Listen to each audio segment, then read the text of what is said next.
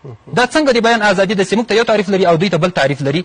تر اوسه پورې په سعودي کې د حرم شریف مابین کې څوک اسرائیلو ته خیرا نشي کولی سړی بندي کېږي. ولې امریکا په سعودي باندې بندیزونه نه لګوي؟ ځکه هغلته سعودي یا نور نړۍ اسلامي ممالک یا کفري ممالک هغه څه غواړي هغه څه کوي چې امریکا یې کوي، او افغانستان چې ده هغه څه نه کوي چې امریکا یې غواړي، هغه څه غواړي هغه څه کوي چې هغه یې کوي الله تعالی یې غواړي. او داسې د ښځو حقوق ښځو هغه د تعلیم خبره کوي. دا 14 میاشتې د کینپو کې ښځې پرتې دي، دغه ماشومان چې پراته دي دا تعلیم نه برخمن دي.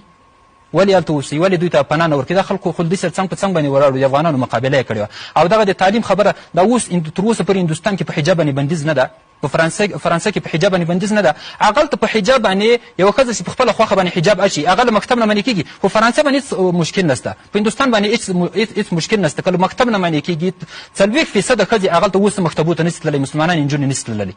ولې نړیوال د هغو په خلاف باندې دریځ نه لري؟ ولې دغه موږ چې دلته وایي او بله خبر داسې څوک کوي چې دلته مثال ترهګر دي. تاسې خبر یې په هندوستان کې په پاکستان کې 14 رسمي داسې ډلې دي چې په هغو باندې نړیوال بندیزونه دي، خو هغه څوک د ترهګرو په لیست کې نه اچي، هغو باندې څوک بندیزونه نه لګوي. په امریکا کې د کابل د مساحت په اندازه باندې داسې منطقې شته چې هلته د امریکا حکومت بالکل نشي تللی، هغلته د تورپوستي اوسېږي، هغلته ګینګسټر اوسېږي. د امریکا او د لندن په کوڅو کې ماخستن مانځنه نشي ګرځېدلی، هغلته امنیت جوړ ده او د موږ امنیت خراب ده.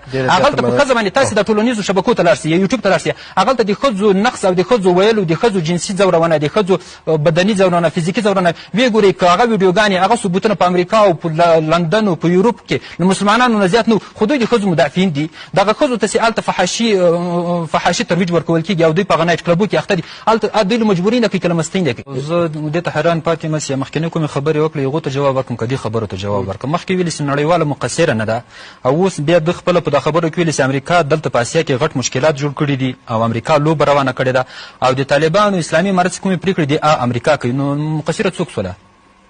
دا خو بیرته امریکا مقصر سوله، یو نړیوال مقصر نه بولي او بیا هر څه د امریکا د هغو په واک کې بولي، مشکلات هم له هغو نه بولي، د طالبانو راتګ هم له هغو نه بولي، د ښځو حقوق او د بشر حقوق